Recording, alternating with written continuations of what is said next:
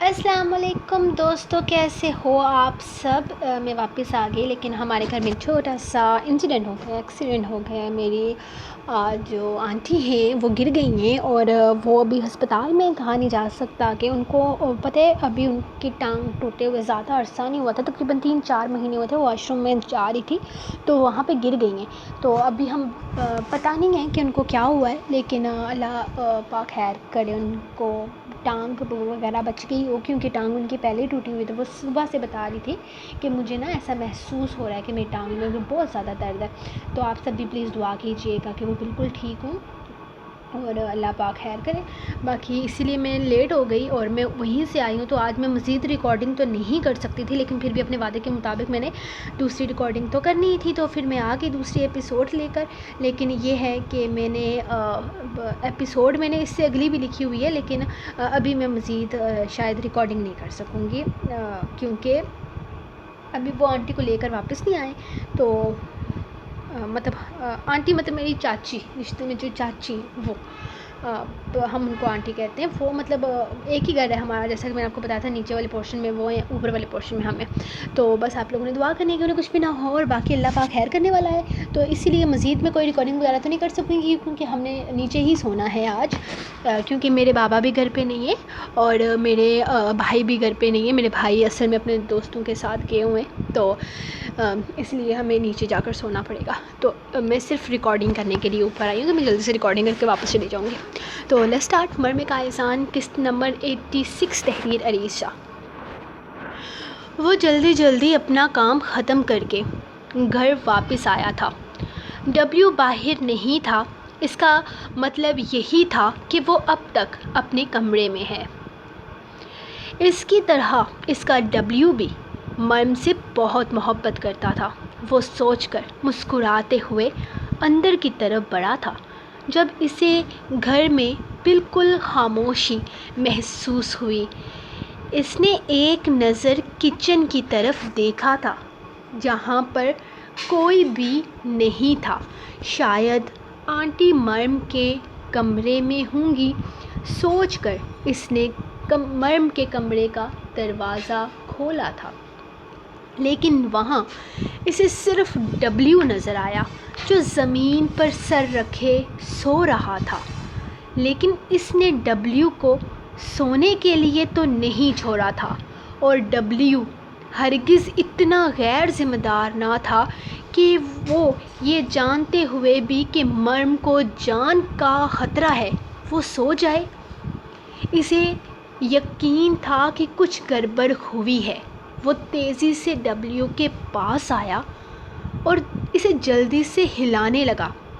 اس نے ڈبلیو کے پورے جسم کو ہلایا تھا، لیکن اس نے بالکل بھی کوئی حرکت نہیں کی تھی۔ اس نے جلدی سے ڈبلیو کا چہرہ سیدھا کرتے ہوئے اس کا منہ کھولنا چاہا تھا، لیکن اس کا منہ سختی سے بند تھا، جس کا مطلب تھا کہ وہ ہوش میں نہیں ہے۔ نہیں، ڈبلیو اٹھو، ڈبلیو اٹھو، تم اتنے سکون سے کیسے سو سکتے ہو؟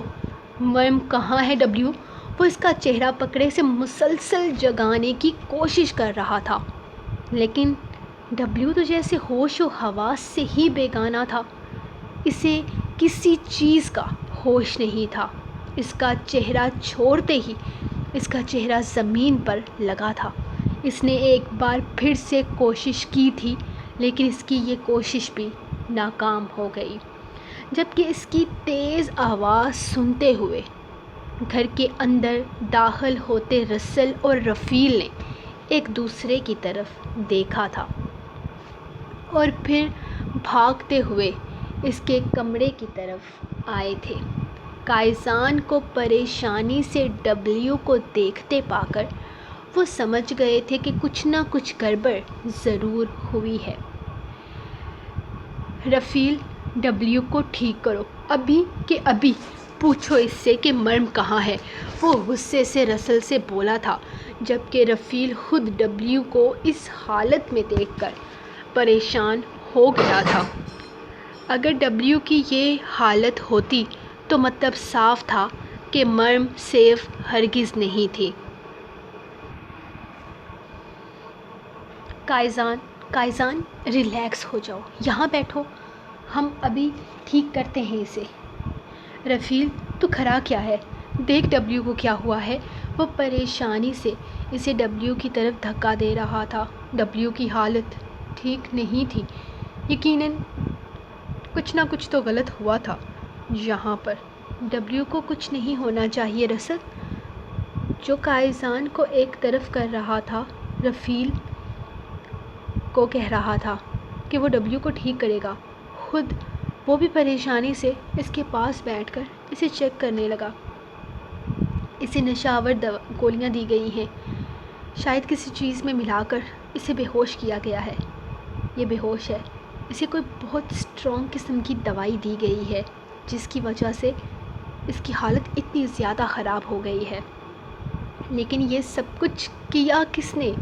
گھر کے اندر تو صرف آنٹی نہیں، وہ ایسا نہیں کر سکتی۔ رفیل نے اس کی بات کاٹی تھی۔ کر سکتی ہیں، وہ ایسا کر سکتی ہیں، وہ اسی لیے تو یہاں آئی تھی۔ انہوں نے کیا ہے یہ سب کچھ، اور یہ سب کچھ کروایا سمیر ہمدانی نے ہے۔ مرم بھی اس کے پاس ہے، وہ مرم کو لے گیا ہے۔ وہ مجھے بے بس کرنے کے لیے میری مرم کو اٹھا کر لے گیا ہے۔ رفیل وہ اسے کوئی نقصان پہنچائے گا، اور اگر اسے کچھ ہوا نا تو میں کسی کو زندہ نہیں چھوڑوں گا، کسی کو بھی نہیں۔ وہ غصے سے کہتا باہر کی طرف نکلا تھا، جبکہ رسل رفیل کو ڈبلیو کو سنبھالنے کا کہہ کر خود اس کے پیچھے بھاگا تھا۔ رسل بہت تیزی سے اس کے ساتھ آیا تھا۔ اگر وہ گاڑی میں نہ بیٹھتا تو اسے یقین تھا کہ وہ اس کا انتظار ہرگز نہیں کرتا۔ یہ ہم کہاں آئے ہیں؟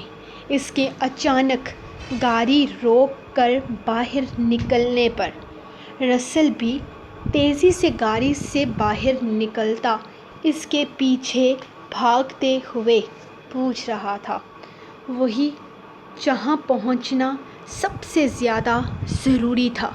وہ تیزی سے اندر بڑھتے ہوئے بس اسے اتنا بتا چکا تھا، اور وہ مزید کچھ پوچھ بھی نہیں سکتا تھا۔ کائزان کی اجازت نہ تھی، اور نہ ہی اس کا بتانے والا کوئی موڈ لگ رہا تھا۔ اس وقت اسے صرف اور صرف مرم کی پرواہ تھی۔ ڈبلیو کے حوالے سے وہ بے فکر ہو چکا تھا، وہ بے ہوش تھا، اور اسے یقین تھا کہ جب تک وہ واپس گھر جاتا ہے تب تک رفیل اسے ٹھیک کر لے گا، وہ اسے ہوش میں لانے میں کامیاب ہو جائے گا۔ وہ جو کوئی بھی تھا، اس نے اس کی زندگی کے سب سے قیمتی اور انمول لوگوں کے خلاف سازش کی تھی، ڈبلیو کو نقصان پہنچانے کی کوشش کی تھی۔ وہ نشہ کس طرح کا تھا اسے اندازہ نہیں تھا، لیکن رفیل بتا رہا تھا کہ اسے کوئی بہت اسٹرانگ نشہ دیا گیا ہے، اسے کسی ایسی چیز کو کھانے میں ملا کر دیا گیا ہے جس سے وہ بے ہوش ہو گیا۔ وہ کوئی عام جانور نہیں تھا۔ وہ جانتا تھا اگر یہی نشہ کسی اور جانور کو دیا جاتا تو وہ اب تک مر چکا ہوتا۔ ڈبلیو کو صرف بے ہوش کرنے کی نہیں بلکہ مارنے کی کوشش کی گئی تھی، اور آنٹی غائب ہو چکی تھی۔ وہ جو کوئی بھی تھا، اسے اب دوسری سانس لینے کا حق نہیں تھا، اتنا کائزان کا ماننا تھا، اور وہ شاید اس کی سانسیں ہی تو چھیننے جا رہا تھا۔ کائزان دیکھو میں۔ وہ جیسے ہی اندر داخل ہوا، سامنے کرسی پر بیٹھا ہوا آدمی تقریباً بھاگتے ہوئے اس کے پاس آتا اسے صفائی دینے لگا تھا، جب ایک زوردار تھپڑ مار کر اس کا سر اس نے دیوار کے ساتھ مارا تھا۔ اس کے سر سے خون بہنے لگا تھا، لیکن اس کا ڈر اس پر پوری طرح سے حاوی تھا۔ اسے اپنے خون کا جیسے کوئی ہوش ہی نہیں تھا۔ وہ جلدی سے اپنے پیروں کی مدد سے خود کو پیچھے کی طرف حرکت دیتا قائزان کو خود سے دور کرنے کی کوشش کر رہا تھا۔ کیا کہا تھا میں نے تم سے تبریز؟ مجھے ہر قیمت پر سمیر ہمدانی کا پتہ چاہیے، ورنہ تم زندہ نہیں بچو گے۔ لیکن تم نے وہ کیا جو تمہاری فطرت تھی، تم نے قائزان کاظمی کو دھوکہ دیا۔ میں تمہیں زندگی کے آخری 10 منٹ دے رہا ہوں، بتاؤ مجھے کہ سمیر ہمدانی کہاں ہے؟ ڈھونڈ تو میں اسے کہیں سے بھی لوں گا، وہ جہنم میں چھپا ہو یا 7 زمینوں کے نیچے۔ جب تک قائزان کاظمی اسے اس کے کیے کی سزا نہیں دیتا، وہ میری پہنچ سے دور نہیں جا سکتا۔ مجھے بتا دو کہ وہ کہاں ہے۔ میں تمہیں سب کچھ بتاؤں گا قائزان، خدا کے لیے مجھے چھوڑ دو۔ اس کی سرخ آنکھیں دیکھتے ہوئے وہ اپنا آپ اس سے چھڑوا رہا تھا۔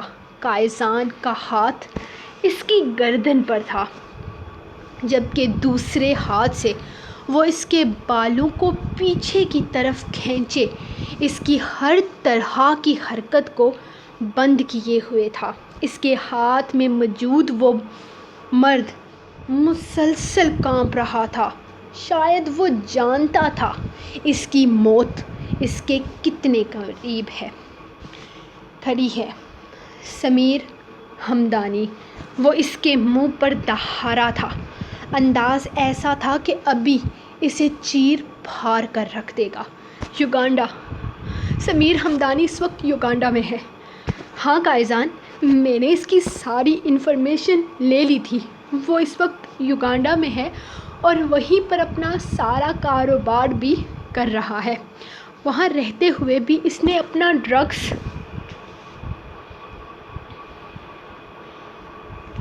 کا کاروبار جگہ جگہ پھیلایا ہوا ہے۔ پچھلے دنوں ہسپتال میں جو کیس ہوا تھا نا، جس میں تم نے ڈاکٹرز کو قتل کر دیا تھا، یہ لوگ اس کیس میں بھی شامل تھے۔ دنیا والوں کے سامنے وہ بالکل چھپ چکے ہیں، جیسے کسی سے ان کا کوئی تعلق نہیں، لیکن چھپ چھپ کر وہ اب تک اپنا کام کر رہے ہیں۔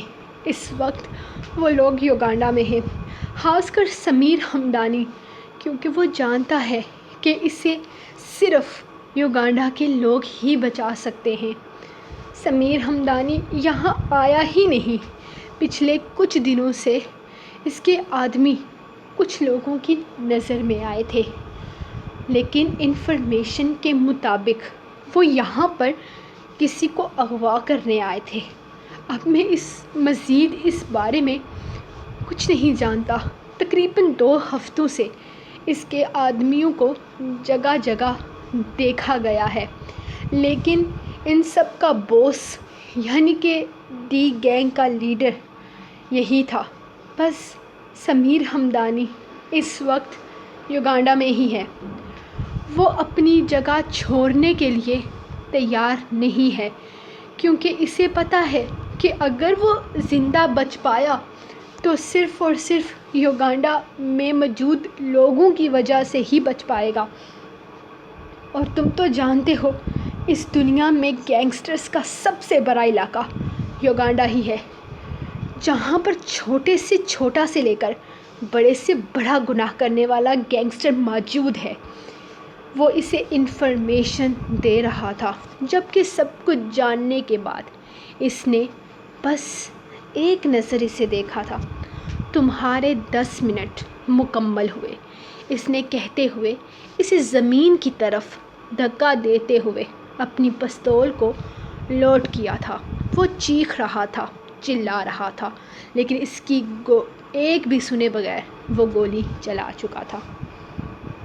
اس نے ایک نظر رسل کو دیکھا تھا۔ تم فکر مت کرو، میں ابھی مصر سے یوگانڈا جانے والی فلائٹس کینسل کرواتا ہوں۔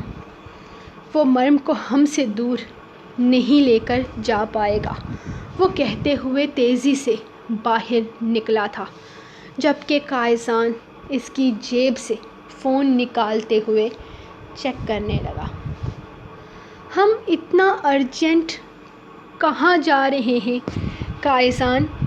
ڈبلیو کو علاج کی ضرورت ہے اس وقت، ہم اسے کسی سفر پر لے کر نہیں جا سکتے۔ رفیل جیسے اسے سمجھا رہا تھا، نہیں، میں اسے یہاں چھوڑ کر نہیں جا سکتا، میں اپنے کسی بھی خاص آدمی یا پھر ڈبلیو کو یہاں چھوڑ کر نہیں جاؤں گا۔ وہ بے حد غصے سے بولا تھا۔ جب سے مرم غائب ہوئی تھی اس کا غصہ کم ہونے کا نام نہیں لے رہا تھا، اور اب اچانک ہی اس نے اپنا پرائیویٹ جیٹ بلایا تھا جو رسل لے کر آ بھی چکا تھا، جبکہ وہ رفیل اور ڈبلیو کو گاڑی میں اپنے ساتھ لے کر وہاں پہنچا تھا۔ ٹھیک ہے قائزان، میں تمہاری بات کو سمجھ رہا ہوں، لیکن ہم جا کہاں رہے ہیں؟ ڈبلیو کا میں خیال رکھ لوں گا، اس کا مجھے مسئلہ نہیں ہے، لیکن پھر بھی کچھ پتہ تو چلے۔ توشیبا کو فون کرو اور اسے کہو کہ تمہاری غیر موجودگی میں ہر وقت وہ انشرا کے ساتھ رہے۔ اس نے اس کی بات کا جواب دیے بغیر ہی کہا تھا، جبکہ رفیل نے فوراً اس کی بات مانتے ہوئے توشیبا کے نمبر پر کال کی تھی۔ ہاں توشیبا، وہ دراصل میں کسی بہت ضروری کام کے سلسلے میں تھوڑے دنوں کے لیے مصر سے باہر جا رہا ہوں۔ تم اپنے ہاسٹل جانے کے بجائے کچھ دن تک انشرا کے ساتھ گھر پر ہی رہو گی۔ گھر بالکل محفوظ ہے، وہاں تمہیں کسی طرح کی کوئی تکلیف نہیں ہوگی، کوئی وہاں آتا جاتا نہیں ہے، بس دروازہ ٹھیک سے لاک کر لینا اور اپنا خیال رکھنا۔ وہ اسے تفصیل بتا رہا تھا۔ ہاں ٹھیک ہے، جیسا آپ کہیں، مجھے کوئی مسئلہ نہیں ہے، لیکن پھر بھی آپ جا کہاں رہے ہیں؟ کم سے کم یہ تو بتا کر جائیں۔ آپ کی بیوی آپ کے بارے میں پوچھے، میرا مطلب ہے جب آپ کو ڈھونڈے تب میں اس کو بتاؤں کہ آپ کہاں ہیں۔ وہ کیا ہے نا کہ آپ کی بیوی آپ کے سامنے بالکل رسپانس نہیں کرتی، لیکن جب آپ آس پاس نہیں ہوتے نا، وہ آپ کو ڈھونڈتی ہے۔ اس کو بتا دینا کہ میں کسی ضروری کام کے سلسلے میں جا رہا ہوں اور میری واپسی کچھ دنوں میں ہو جائے گی۔ اب میں فون رکھ رہا ہوں، میں واپس آ کر تم سے بات کروں گا۔ اس نے کہتے ہوئے فون بند کر دیا تھا کیونکہ قائزان گاڑی سے نکل گیا تھا۔ سامنے ہی رسل ان کا پرائیویٹ جیٹ لیے کھڑا تھا۔ وہ بھی جلدی سے گاڑی سے باہر نکلتا رسل کو اس طرف آنے کا اشارہ کر چکا تھا، جبکہ ڈبلیو کو بھی وہ دیکھ چکا تھا، اسی لیے بھاگتے ہوئے وہاں آیا۔ وہ ڈبلیو کے بے ہوش بے جان پڑے وجود کو ایک بڑے سے بیڈ پر ڈالتا ہوا اسے گھسیٹتے ہوئے جہاز کی طرف لے جانے لگے تھے۔ اسے جہاز پر چڑھانا کافی مشکل ہو گیا تھا کیونکہ وہ تھا تو صرف 7 سال کا ہی، لیکن اس کا وزن بہت زیادہ تھا۔ ہاں لیکن قائزان کا حکم تھا تو وہ اسے کسی کہ وہ اپنے کسی بھی عزیز کو یہاں چھوڑ کر نہیں جانے والا تھا، اور اس وقت جو حالت اس کی تھی وہ اسے چھوڑنے کا رسک لے بھی نہیں سکتا تھا۔ وہ اسے صرف اپنا بیٹا کہتا ہی نہیں تھا بلکہ اسے اپنا بیٹا مانتا بھی تھا، اور کوئی بھی اپنے بچے کو اس حالت میں چھوڑ کر نہیں جا سکتا تھا۔ جیسے تیسے ان لوگوں نے ڈبلیو کو جیٹ پر سوار کیا تھا، جبکہ رسل جیٹ کو پوری طرح سے بند کرتے ہوئے اسٹارٹ کر چکا تھا۔ ہم یوگنڈا پہلے کبھی نہیں گئے ہیں، اندازہ نہیں ہے کچھ بھی میپ کے مطابق جیٹ کہاں پر لینڈ کرنا ہے، یہ تو سمجھ میں آ جائے گا، لیکن آگے ہم کہاں جائیں گے؟ اس نے قائزان سے پوچھا تھا۔ یہ تو ہمیں سمیر ہمدانی بتائے گا کہ اپنی موت کو وہ کہاں پر بلانا چاہتا ہے، تم بس مجھے وہاں پر پہنچاؤ، وہ اس کی طرف دیکھتے ہوئے بولا تھا، جبکہ رسل اس کے بعد کسی طرح کا سوال کیے بنا اپنا کام کرنے لگ گیا، جبکہ رفیل وہیں پیچھے ڈبلیو کو دیکھ رہا تھا۔ اسے بہت ہیوی ڈوز دے دی گئی تھی، لیکن اسے یقین تھا کہ وہ ڈبلیو کو کچھ نہیں ہونے دے گا، وہ اسے بچا لے گا۔ سو گائز، یہ تھی آپ لوگوں کی آج کی ایپیسوڈ۔ تو اب میں جلدی مجھے جانا ہے نیچے واپس، کیونکہ میری مما کب سے ویٹ کر رہی ہیں۔ میں ان کو لگائی ہوئی تھی، مما بس مجھے یہ والی ایپیسوڈ ریکارڈ کر دیں، پھر ہم نیچے چلیں گے۔ باقی آپ لوگ دعا کیجیے گا کہ میری آنٹی بالکل ٹھیک ہو جائیں، تو باقی کوئی بڑا نقصان نہ ہو۔ تو ہم ملیں گے آپ کو نیکسٹ ایپیسوڈ کے ساتھ، تب تک کے لیے رکھ دیں اجازت، اور دعاؤں میں یاد رکھیں۔ اللہ حافظ۔